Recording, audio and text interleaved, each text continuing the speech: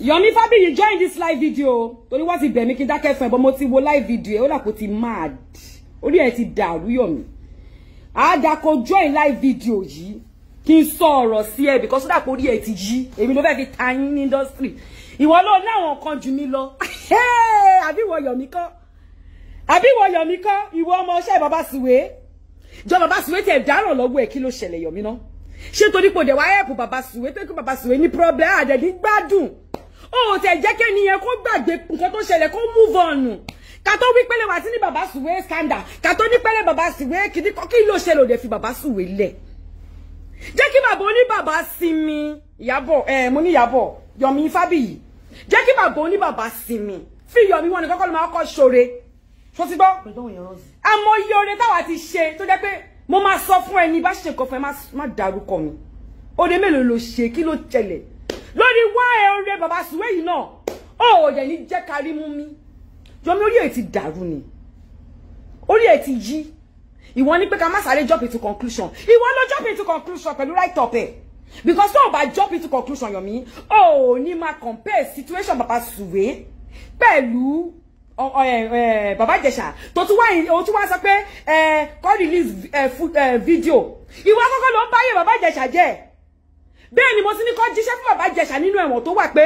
Yomi Fabiyi ló ń bá yí ẹ̀ jẹ́ àdèmà wo Ọlọ́run ṣe fẹ́ ba ohun tó ṣe ohun tó kọ́ bá yí ẹ̀ jẹ́. Ṣùgbọ́n ṣe wá ní Yomi ó help ẹ̀ ní olóko ó rò pé òun ṣoore. Ṣé mo gbà táwọn ti gbọ́ nǹkan tó ṣe? Ìwọ ń tiẹ̀ ó sáré bọ́ síbẹ̀ ó kọ right up. Ó ní kíní kan wá mislead àwọn colleagues ẹ. Ó ń jẹ́ káwọn Folúkẹ́ Dáramọ́lá àwọn lẹ́gẹ́lẹ́gẹ́ àǹkó. Ó ń jẹ́ kó máa jump into conclusion tó sì pẹ̀lú òyìnbó òfò tó kọ sky rẹ̀ sílẹ̀. Ó ṣe proper investigation ẹ̀. Tó bá ṣe proper investigation ẹ̀yin. Irú gbogbo princess tó jáde lánàá sí tó ń sunkún ọmọlọ́mọ. Ó yẹ kó máa dúpẹ́ lọ́wọ́ princess ni. Because ó bá jẹ́ lómi ni. Bí fídíò yẹn ṣe jáde. A ti sáyé gbé sí afẹ́fẹ́. A ti sáyé sọ pé ẹjọ́ ẹ jẹ́ kó rí o. But ẹni ẹlẹ́ni ìyá ni kò bímọ tẹ̀ but ìyá tún ni kò ṣe gbogbo ẹni tó bá bímọ nìkan nìyá kẹ́nìbọ̀dì má pè mí kọjọ ẹjọ́ kẹ́nìbọ̀dì má pè fóònù mi lọ́wọ́ yẹ jẹ́ kí n máa sọ̀rọ̀ ẹ jẹ́ kí n máa bọ́ bí mo ṣe fẹ́ máa bọ́ ẹjọ́ mo fi Ọlọ́run bẹ̀ everybody ẹ má pè mí ẹ fi mí sílẹ̀ jẹ́ kí n bọ́ tí bá bọ́tọ̀ ẹ lè má pè mí ó ti tọ́ná wọ́ wèrè ó dẹ̀ máa gbà wèrè lọ́rọ̀ ni so ìwọ sì princess tó jáde síta tó bẹ̀rẹ̀ sí ní sunkún ṣebí tó ní nǹkan tó ní lórí péjì Folúkẹ́ Dáramọ́lá tó ní lórí tó gbọ́kọ̀ sí lẹ́gẹ́lẹ́gẹ́ sọ àti gẹ́ẹ̀kan bíi pé àǹkó tó ní gbogbo nǹkan tó pọ̀ sí ló ń jẹ́ kọ́mọ lọ́mọ wà ní depression láti àná èèyàn kọ̀ déédéé dìde jọ kí ni Baba Ijesha ní tí mo ṣe fẹ́ fi wà against Baba Ijesha mọ̀rọ́kà fídíò tí mo kọ́ ṣe mi rò pé mo wà against ẹ̀ mo kàn sọ pé ẹ̀yin colleagues o ẹ ní sùúrù o ẹ má jẹ́ ká jump into conclusion o ìwọ wá dé ó dé oní pé mo maliciously render fún cyberbullying. No, I shall not cyberbullying him, Yomi, you will just begin to understand what they mean by cyber because mo ma bully everywhere. What I could hear it dad. You want something me pay won, nkan ti won ní kí ló ní Yomi. Èmi ma si egun. Wallahi bo ba lack shot to mi ò lè lack sa to mi kò possible. Hey. So to ka si mo sọ, tó bá ní aṣọ to mi ò lè ní akisa to mi. Nígbà tí èmi jìyà tí mo struggle ibo ni wọ́n wà. Ìwọ́n fi rẹ ewé mi so ya wèrè Yomi Fabiyi mo fẹ́ kó máa wo fídíò yìí o kó máa kọ́ bá mi sọ fún ẹ kó tag ẹ kó wá gbọ́ ọ̀rọ̀ torí wọ́n ló ní sọ́ọ̀bù orí ẹ̀ ti yí Yomi ní fídíò nígbà tí wọ́n gbọ́ ọ̀rọ̀ tí wọ́n release statement ṣé tó bá jẹ́ pé ní tòótọ́ Baba Ijesha ò ṣe anything tí wọ́n wá release statement bó ṣe kankan kí ló ẹ kí gbogbo yín kọ́kọ́ ṣe náà ṣe wé ke sáré gbéra àdìkẹ́ gba pàǹtí lọ pé ẹgbà wá o wọ́n ní colleague wà ń bíbà yìí o wọ́n ní kọ́kọ́ ṣẹlẹ̀ sí o ẹjọ́ kí ló ṣẹlẹ̀ o kẹ́ wá gbọ́ bàbá ní kẹ́ gbọ́ bàbá ní bàbá ọ̀rọ̀ ó sáré gbègbè torí pé ó ti gbọ́ one or two things ó sáré bẹ̀rẹ̀ sí ní kọ òyìnbó òfò òun kọ òyìnbó òsọnù òun kọ òyìnbó tó máa pa ẹlẹ́kún tí kò ní pa ẹlẹ́rìn ó wá bẹ̀rẹ̀ sí ní kọ rubbish ìjọ nítorí Ọlọ́run mo fọlọ́run bẹ́ẹ̀ má ti pè mí ọ̀rẹ́ mi má pè padà ó wá kọ òyìnbó òfò òun kọ òyìnbó òsọnù ìwọ́n sọ pé pẹ́pẹ́ sí o ká ní sùúrù náà ká tó bá jẹ́ mọ́ tiẹ̀ ni Baba Ijesha ńlá ní èkánná ló sọ̀kì torí èmi wo fídíò tó ń sọ̀kì èkánná ọmọ olórí burúkú ìwọ Yomi tó bá jẹ́ pé ọmọ tiẹ̀ ni ó ń sọ̀kì èkánná tó ń lá owó ẹ̀ tó ń lá owó ọmọ ọlọ́mọ tó ń lá ara ẹ̀ tó ń fíngùlẹ̀ tó ń ṣe gbogbo ẹ̀ tó bá jẹ́ pé ọmọ tiẹ̀ ni Baba Suwe ṣe ni mo sorry Baba Suwe jàre má bínú bàbá mi tó bá jẹ́ wọ ni ọmọ tiẹ̀ ni Baba Ijesha ṣerú ẹ̀ fún ìwọ kí ni orí burúkú yìí wà ló fẹ́ dúró di evidence ó yẹ kó kíra bàbà fún princess torí èèyàn ni ìwọ gángan ló dá rúdúrúdú lẹ̀ Yomi pẹ̀lú ìdí òṣì tó bá ń gbé sẹ́yìn tó bá ní ìwọ activist olórí ibu activist sọnù ẹni ó ṣe tó yẹ máa kú àbí tó yẹ Ibrahim ní jáwèrè gan Yomi ò dẹ̀ mọ̀ mo ń tọ́jú wèrè mi sáṣọ nítorí àbíamọ ni mí màá gbàgbé pé àbíamọ mi ni mí màá fèsì ẹ Yomi because orí ẹ̀ ti yí ó dàpọ̀ mẹ́ tó ń bá pò èmi ló fẹ́ máa bá pò àbó lórí burúkú ni ẹ Yomi ìwọ jókòó ń sọ̀rọ̀ ó ń sọ English ó jókòó sórí share ó ń single share even if it's wrong ọmọ fuck up bí o bá ti fuck up ó fuck up nìyẹn ó ti fuck up Yomi ó ti fuck up tó bí o bá ti fuck up ó ti fuck up ó fuck up o lè máa ní láti admit kó fuck up tó bá lè ti admit ẹ kó kówèrè activist ẹ kó síbi kan because tó bá ṣọ́ra ó ní lè wọ̀ lóyìnbó tí bá bẹ́ẹ̀ ná tó bí owó Yomi ó ní because accomplice ni ẹ ẹni tó bá ti ń support rapist wọ́n gan accomplice ni ẹ tó bá ṣọ́ra wọ́n máa blacklist orúkọ ẹ yìí because ó dàbí pé orí ẹ ti yí ó mọ̀ mí ṣá Ìyábọ̀ Òjó lórúkọ mi Ìyábọ̀ ọmọ Ògúnrò Alice mo bad gan tí máa wọ kéèsì ẹ máa wọ tán ni èmi ò pariwo mi ráyè ariwo sórí ariwo tó ń jẹ́ kí n máa pa igan mi like ẹ máa bẹ́ẹ̀ ná tán bí owó Yomi èmi kúrò nínú àwọn tó lè máa fi tayín mo kúrò nínú àwọn tó máa fi sọ̀rọ̀ ṣó ti gbọ́ mi máa fèsì ẹ àti gbogbo àwọn olórí burúkú tó ń follow ẹ tó jẹ́ rapist tó ń kọ rubbish comment ẹni bá sọ pé kó delete fídíò ọmọ yẹn sórí social media gbogbo yín pátápátá ló máa mú ọmọ yín ló máa dún ọmọ yín ló máa rape ọmọ yín àwa wo nǹkan tẹ́ fẹ́ ṣe tó bá dìgbà yẹn wo ayé yìí máa bàjẹ́ ní gbogbo yín pátápátá tẹ́ bá sọ pé kọ́ ló máa release fídíò ọmọ lọ́mọ tí Ìjẹ̀ṣà tó ń sọ̀kì ọwọ́ ẹ̀ tó ń láàárẹ̀ tó mọ̀ lẹ́sì ẹ̀ ẹ̀dẹ̀ fẹ́ jókòó ẹ fẹ́ wo pedophile nìyí ẹni bá ti fẹ́ pedophile ni ó ti yẹ ṣe tó bá ti fẹ́ pedophile gidi lárí tí mo ń rí ọ̀rẹ́ mi ó mọ̀ pé tó bá ti gbá lórí mi ó ti gbá nìyẹn lárí tó mọ̀ ẹni tó nínà tó bá ti gbá lórí mi ó ti gbá Yomi ó ṣe live video jókòó yeah you know you have to wait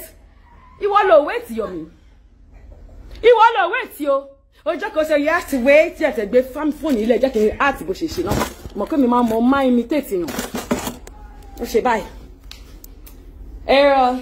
You know, you have to wait, even if the person is guilty, even in the courts of law, you know, you're not guilty until you're found guilty. Wàhálà Baba Ìjẹ̀ṣà guilty. Ṣé bá fi pamọ́ tẹ́lẹ̀ ni? À ń fi pamọ́ pé kí ó jẹ́ pé adájọ́ ló máa dájọ́ fún. Baba Ìjẹ̀ṣà guilty. Tí Baba Ìjẹ̀ṣà bá jáde máa dá padà sẹ́wọ̀n yẹn. Ó guilty fún nǹkan tí mo rò. Ó guilty bàjẹ́ kò sẹ́ni tó máa bá mi sọ. Tó bá jáde máa dá padà síbẹ̀. Gbogbo láti mi máa ná sí. Wàhálà máa tálé mi torí ẹ̀. Baba Ìjẹ̀ṣà guilty bàjẹ́ ó ti yẹ abo má sọ tẹ́lẹ̀ ni but tí wọ́n Yomi Fabiyi tó ló ya wèrè tó ló fẹ́ gbọ́ story ó dé àwí tán ó ní ẹ wọ́n lè charge princess fún neglect. I was age 8 or 7 tó kọ́kọ́ molest me I think ṣé 7 àbí 8 ní mi nígbà yẹn tó molest me tẹ̀rọ sí age yẹn but I always talk about my rape àbí àti molestation àti rape kò sí ti ya mi mọ́ mo ṣẹ̀ṣẹ̀ sọ fún ìyá mi ní bí last year àbí 2 years ago kó tó di pé ìyá mi kú tẹ̀lé gbogbo threatening wèrè tẹ́ pé irú yín máa ṣe tẹ́ máa threatening ọmọ lọ́mọ if you talk I will kill you if you talk this will happen nítorí irú yín náà ni tẹ́ máa bẹ̀rẹ̀ evidence ni àwọn ọmọ ọlọ́mọ ò ṣe lè sọ̀rọ̀ síta nítorí irú yín náà ni torí irú yín náà ni tẹ́ máa wá evidence ọmọ 7 years jáde ó sọ fún ẹ pé máa yín ó ti tìka bọ̀ oúnjẹ ó sì rape òun rí o àti ẹjọ́ tó lọ́lọ́ ẹ bá mi ẹjọ́ mo fẹ́ kẹ́ bá mi là kásẹ̀ wá ní pé bàbá Suwe kò bá sùn jẹ́ kásẹ̀ wá kọ́kọ́ gbọ̀n yẹn bàbá Suwe ó fọwọ́ bọ́ǹdì ó fíngẹ̀ tó ti confession ẹ̀ wà mú tún ibi tí wèrè ti kúnlẹ̀ tó fi kíjà ọ̀dà mí ayé ló ṣe mí ẹ bá ti ṣe ní burúkú tán ẹ máa kúnlẹ̀ ẹ máa bẹ̀bẹ̀ táyé ló ṣe Baba Ìjẹ̀ṣà ayé yẹn máa ṣe é dọ̀rùn ni ayé yẹn ó máa ṣe é dénú náà ni ó wá kúnlẹ̀ ó ń bẹ̀bẹ̀ ẹ̀jẹ̀ ẹ̀dà ní ẹ̀dà ní mi princess wọn ni saviour mi olórí burúkú ọmọ pé saviour ni princess tẹ́lẹ̀ kó tó ṣe ohun tó ṣe Yomi Fabiyi bọ́ síbi kan gbọ́rọ̀ torí wọ́n ni mo ní wọ́n ní gangan ló ní láìfù yìí o ó wá dé Yomi ó ní fídíò tó rí wọ́n kọ̀ dì mú lọ́wọ́ báyìí mo tún sọ́sẹ̀ àfi tí ẹnìyẹn ò bá ṣe ni mímọ̀ mi ṣá àfi tẹ́ni ẹ bá kúrò nílé ayé ṣá ní Priscilla tó ti pẹ́ 20 kí ọkùnrin kankan ti ẹ̀ dì mú ní ọ̀nà tí kò yẹ tí kò tọ́ kí ọmọ mi wá sunkún bá mi àbáwọn ọmọ abẹ́ni ọmọ kò wá wò bóyá wọn ò ní ṣe ẹni ẹ báṣubàṣu ṣẹ́rí gbogbo ẹ̀yin pedophile tẹ́ wà ní Nàìjíríà yìí tẹ́ ẹ̀kọ́ yín ò kí ń gbé jẹ́ tí ọwọ́ yín ò kí ń gbé jẹ́ tó jẹ́ pé àwọn ọmọ ọlọ́mọ lè máa ń ṣe yàbùjàbù lè tí yín bá yín látòní lọ tá bá mú yín bá yín ẹ̀wọ̀n gbére lẹ máa lọ ṣe torí olórí burúkú ni gbogbo yín ìwọ Yomi ló ń dúró di evidence ó ṣe gbà pàtí lọ tó bá lọ love Yomi Fabiyi mo dẹ̀ tó bá lọ fight fún colleagues ẹ Yomi Fabiyi mo dẹ̀ ìwọ gbéra kó gbà pàtí lọ mo dẹ̀ Yomi Fabiyi ìwọ gbéra kó gbà pàtí lọ kó lọ fẹ́ràn ọmọ tó ṣẹlẹ̀ sí bàbá Ìjẹ̀ṣà tó bá ní jọjú ẹ̀ méjì síbẹ̀ tó bá bí ẹrẹ Yomi ìwọ gbéra kó gbàbẹ̀ lọ ìwọ gbéra kó gbàbẹ̀ lọ kó bẹ́ẹ̀ wọ̀n ní tiẹ̀ mọ́lé fún gbogbo rubbish tó ń sọ torí wá bí ẹ́ ta ló made you judge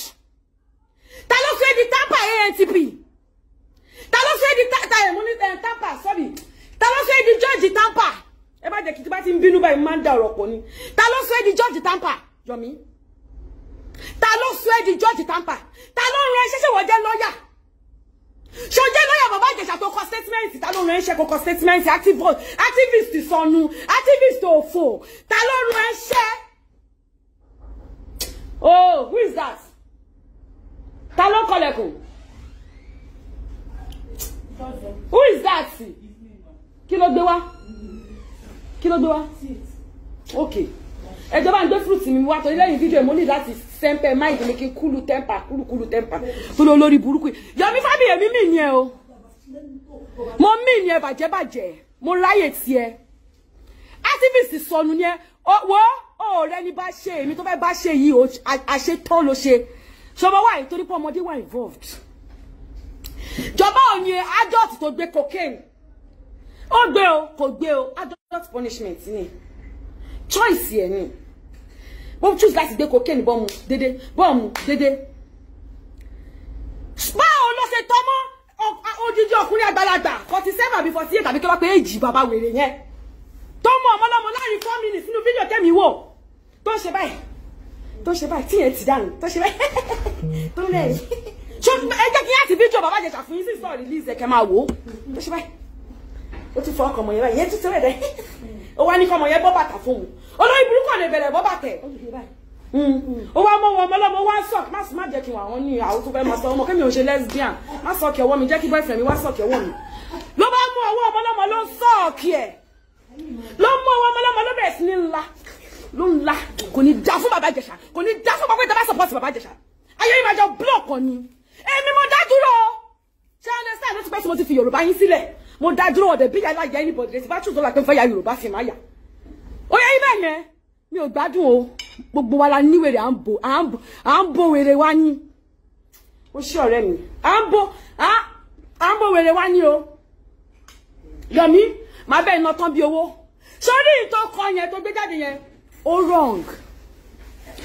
wrong bàjẹ́ tó o bá jẹ́ accept kó wrong wàhálà tiẹ̀ ni ó mọ ọmọlọ́mọ tí ọwọ́ bọ́ lára bó ṣe báyìí ọmọ yẹn wá ṣe báyìí fún ìgbà tó yá wá ní kọ́mọ yẹn kó lọ bá wọn gbomi wá kò dẹ̀ sí kámẹ́rà nínú kitchen ó dẹ̀ dìde bó dẹ̀ ọmọlọ́mọ ṣe wọ kitchen lọ because fídíò yẹn wọ́n á lè gbọ́kọ̀ tí wọ́n sọ bọ́tà kọ̀ ní kọ́mọ yẹn dìde ó wọ kitchen lọ ó dẹ̀ dìde ó tẹ̀lé ọmọlọ́mọ wọ kitchen ṣé ká wá dúró nígbà tó bá tó kó ọmọlọ́mọ nú kitchen kó tó wá kà mọ́nu lé ni torí ẹ̀ ń sọ̀rọ̀ ń sí ẹ̀yọ́ lórí burúkú Yomi Fabiyi ẹni ṣèbọ́mọ̀ lẹ́ẹ̀kẹ́ ni kò bá sùn ṣó nígbà tó bá rèèpù ẹ̀wọ́ kíṣìnù torí olórí burúkú ni ẹ́ èmi àti ọ̀dọ́ mọ̀ ń pa kiri yìí náà ni èmi náà mo ṣe findings mi débẹ̀ kí ló dé tó ṣe fi findings ẹ kó tó post kó tó mislead àwọn ọtí àbí kó send ẹsẹ mi náà pẹ̀lú picture kí n post mi ìdẹ́ lóhùn ni torí mi ò ń ṣe yóò fò mi ń ṣe yóò ṣì mi ń ṣe yóò dáradára gbogbo nǹkan ló lè gbà lọ́wọ́ mi ẹ̀ lè gbọ́mọ lọ́wọ́ mi kò possible Yomi yìí tó fẹ́ bá mi pò yóò lè pò tán mo ready fún ẹ gbogbo energy tí mo fi ṣe TikTok máa gbé sílẹ̀ kalẹ̀ báyìí máa fi face ẹ torí mi máa ń jà máa dúró sórí òótọ́ ni torí wọ́n lo tọ́nà wọ́ wèrè ó dẹ̀ máa rí wèrè tó tọ́nà wọ̀ yẹn o máa rí Yomi torí máa bẹ́ẹ̀ ná tán bí owó ṣé lórí burúkú ni ẹ máa bẹ́ẹ̀ ná tán.